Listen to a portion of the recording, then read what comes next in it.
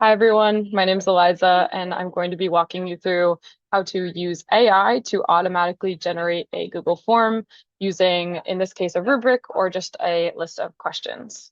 So all you're going to need for this demo or for this task is to start with, again, a rubric in this case, or a list of questions. At ANY or America Needs You, we have our first generation college students do a capstone project each year. And our mentor coaches who assist our fellows through their professional development are the ones who provide feedback on those capstones. So what I want to do here is take this rubric and digitize it for easy use on a phone for our mentor coaches. So I'm starting with the rubric, and then I'm going to go into Google Drive and I'm going to create our new blank form. Program staff will be very, very familiar with this page.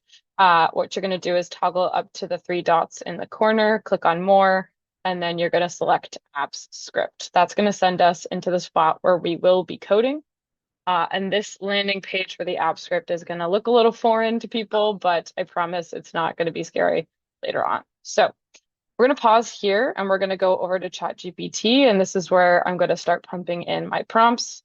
I will say very quickly that I have learned how to optimize this prompt through other workshops and other demos that you can find. So I encourage you to go find those. But at the outset of doing this, I used to just simply say, here's my rubric, or here are my questions. Can you list out my questions so that they're easy to put into a Google form? Now I have this awesome prompt that says you are an expert in survey and assessment design. So that's wonderful. And it's going to give me essentially it's going to give me recommendations and then list out all of the questions that will basically instruct me how to put it into the Google form. I'm going to give it this rubric, and this first prompt, as you'll see, asks it to wait for the evaluation rubric. So I'm going to give it that rubric, and once I do, it's going to give me those recommendations. We're going to breeze through this today, but I will say this is the step that should take the most time, right? Like we want to be reviewing what the GPT gives us, but for today, I'm going to skip through that. And as you can see, it's giving us this list of questions, this form description, form title, all of the criteria that's going to be baked into the code later on. So I'm going to scroll down here. And let's say theoretically that I want to accept all these changes and these recommendations. I'm going to move on to my next prompt now. And my next prompt is using the Google form you just designed, generate Google App Script, so that tool we were using, that automatically builds the entire Google form.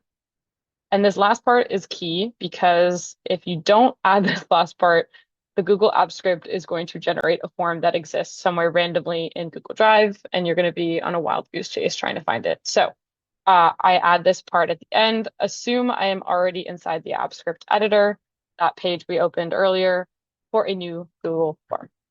So once I pump this in, it is going to give me this full script here. Again, it's going to look scary. All you have to do is copy it. We're going to go back into the app scripts and we're going to take that code that we copied. First, we're going to get rid of this. So I usually just Control A, select all, delete it out of there, and then Control V, paste the new code into here. And scroll to the top. You can see it starts with function. That's what it's supposed to start with. And then you're going to save the project because we don't want to lose it. And then you're going to run the project. And in this case, it should say execution started. Once it starts to begin, oh, it's actually going to ask us for permissions, which I forget about every single time. So just very quickly, the permissions is going to ask if your app script can communicate with your new form. It's going to basically ask, like, can we mess with this form? The answer is yes in this case.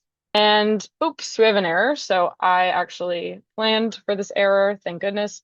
And we are going to, with any error, as I've done in the past, just select it, copy it, and put it right back into your chat. And it's going to know what to do, probably, unless it's a crazy complicated error. But usually what I've done that's worked in the past is you put the error in, and it's going to say, oh my gosh, you're so right. Here is a new code. So you want to ask it for that corrected full script. I'm going to copy that full script. Once again, I'm going to Control A or select all on my coding and delete it all and paste in the new code. Same process, save project. and then I'm going to run it. And hopefully this time it will work, not give me an error. We'll have to wait and see.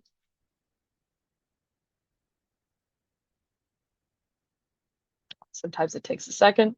Okay, so execution completed usually means that it worked. So we're going to go back to our Google form, untitled form, and now we have all of the sections populated. So I'm going to have to rename it, but that is pretty much it. And sometimes you have to fill in, simple section titles, but I would say it works pretty well, and it has allowed me to create a lot of surveys that would have taken, maybe an hour to do, and it took me no more than 5 minutes. So I hope this helped, and thanks so much for watching.